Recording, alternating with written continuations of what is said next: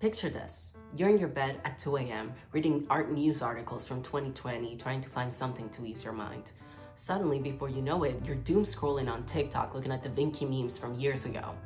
Suddenly, you go in a rabbit hole trying to find any information that you can about Da Vinci.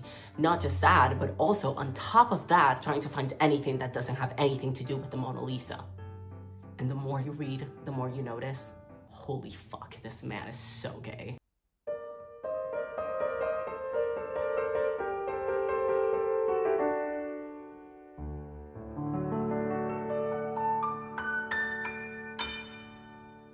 Sup nerds, it's Luciana, your local internet parasite, and today we're going to be talking about historical BL, the most important part of art history. We all know that artists are gay, but did you know that Da Vinci was the original Tumblr queer artist? We are going to be talking not only about his works, his past lovers, and also why I believe that he was the original queer artist that we all know and love. Leonardo Da Vinci did a lot of art and a lot of things that had to do with his inventions and stuff like that, but also he had an obsession with anatomy and specifically male genitalia. So sit back, relax, get yourself a cup of coffee or tea, and let's get into it.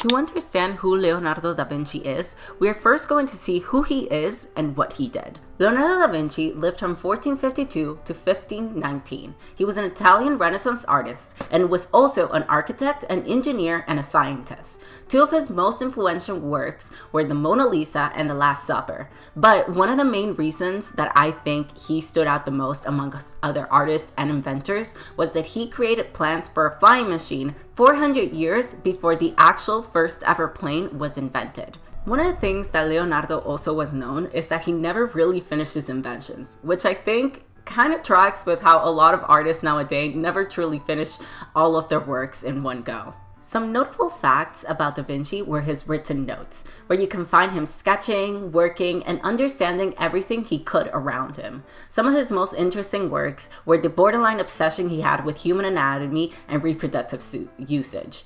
One of my favorite quotes is the following: "The penis sometimes displays an intellect of its own. When a man may desire to be stimulated, it remains obstinate and goes on its own way, sometimes moving on its own without the permission of its owner. Whether he's awake or sleeping, it does what it desires. Often, when the man wishes to use it, it desires otherwise. And often, it wishes to be used when the man forbids it. Therefore, it appears that this creature possesses a life and intelligence separate from the man."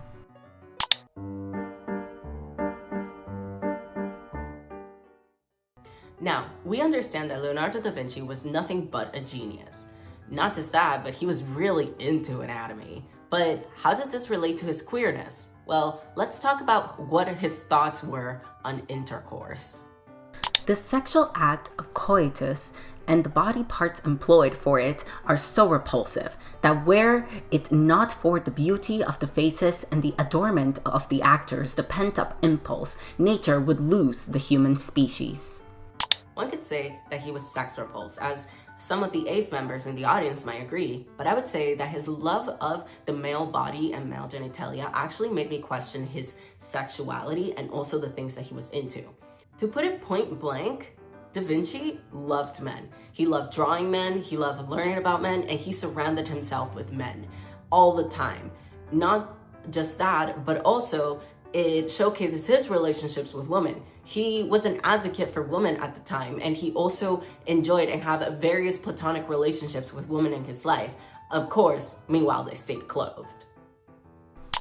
The woman is only represented by her cavities. There is no face or head or torso, Abbott observed in conversation with Idea's host.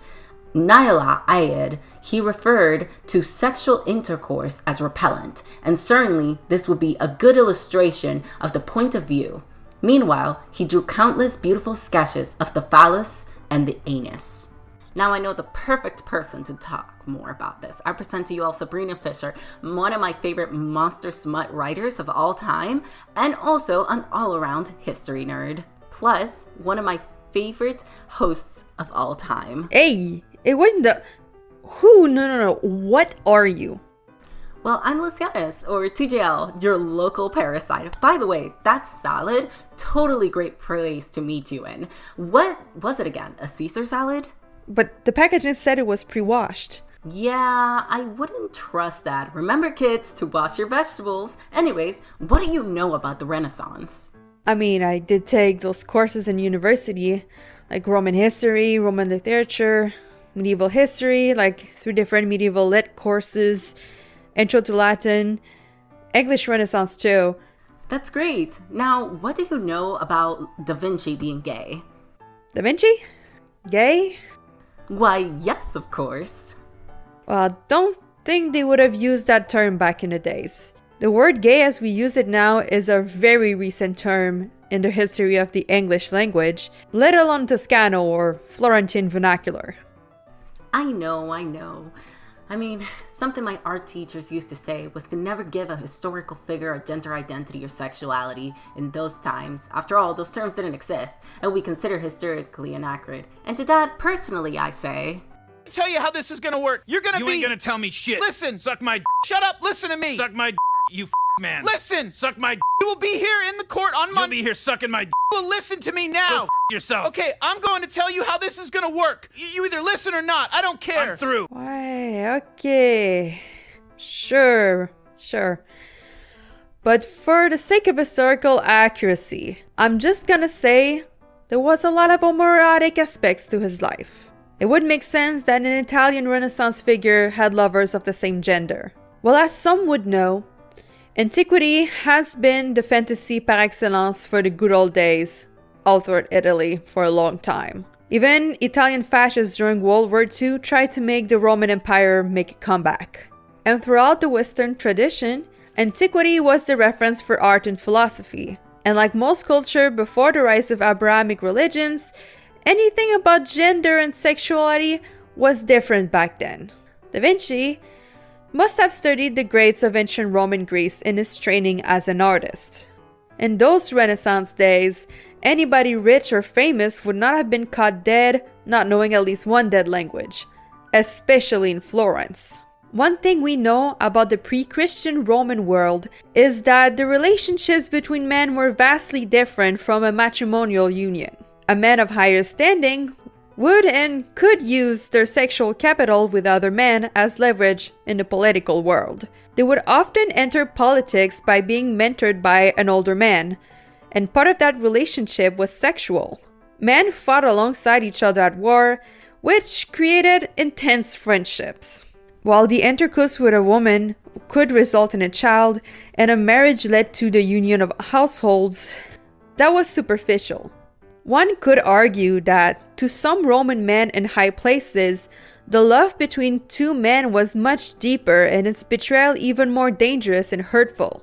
These are things Leonardo da Vinci could have picked up on from studying all those ancient figures.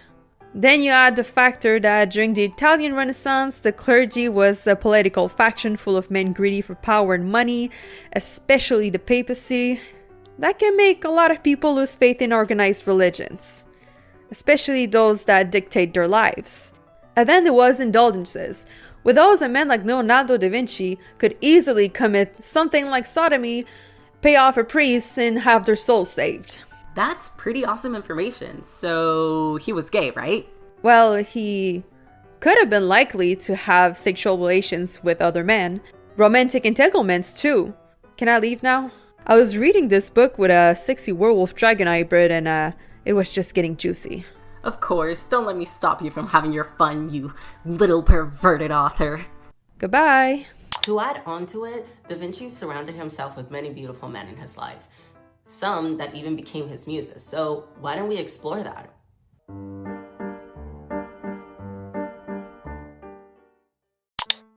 From the case, this is all we know. On April 9 of 1476, Leonardo da Vinci's name appeared in an anonymous denunciation submitted in the Florentine authorities. He was one of the 4 young men accused of sodomizing with a 17-year-old male prostitute named Jacob Saltarelli, a choir boy known with a reputation as a sex worker. And of course, it had to be a 17-year-old. The charges stated that the act took place in a workshop, possibly Leonardo's own, and that pavement had been exchanged. Alongside with Leonardo, other names include the members of the noble and artistic family trees, such as Bocchino, a goldsmith, and Leonardo Torbanucci, a relative of a powerful Medici family. Anyways, this case was placed in the shadows after it came out, especially because he became such a renowned artist at the time. Not just that, but I like to believe that the reason that it was placed in the shadows was mostly because one of the four men in the case was Leonardo, who was a famous nobleman at the time. Now, he still surrounded himself with men, and even if historians tried to call him celibate, I still think that there was like a bit of a misunderstanding on how historians used to call it, especially because he had a case of sodomy. Which, if you don't know what sodomy is just basically being gay with your bros, or any other sexual perverse act that people would call back in those days. As written in the article, Men Who Leonardo da Vinci Loved, a historic character, Salai and Melzi, come down to us through Leonardo's depictions of them in a world of and image. Both men were noted for their beauty, and Salai is thought to be the model for the paintings Bacchaus and Saint John the Baptist. To both composers and librettists, the relationships appear to have been more intense and profound than simply artist and assistants. Leonardo draws Salai so much, it is not hard to see he was a muse as well, says Mills. Everyone considers him to have been Leonardo's companion. He buys him expensive clothes, they travel together, everyone talks about how beautiful he was. In many ways, this two-man could have been his muses, his companions, his lovers. Either way, it's bliss for anyone who can see it.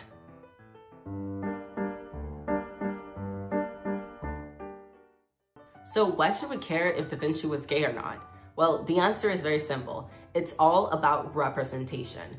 Da Vinci was an inventor. He was a scientist. He was a painter. He did so many things. Not even that, but on top of everything, 400 years ago, he was able to make the first invention of a plane, even if he never finished the invention, which already showcases how much of a genius he is. So if he did all of these things, why can't we talk about like the queerness that is attached to his persona? It would showcase the complexities of the society back then, the idea of being accused of sodomy and other things that would have happened in those times. And to make things even much more interesting, it would also be able to showcase a much more complex view of the man that is Leonardo da Vinci. But either way, bliss. I mean, he's kind of dead, so we cannot really do much about it. But anyways, it's up to you whatever you take with this information.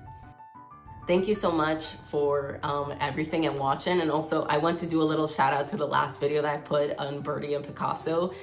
It really got a lot of attention and I really didn't expect it. And thank you for everyone talking about it and commenting. I've been reading all your comments and it's been honestly bliss. And yeah, and remember, stay bright.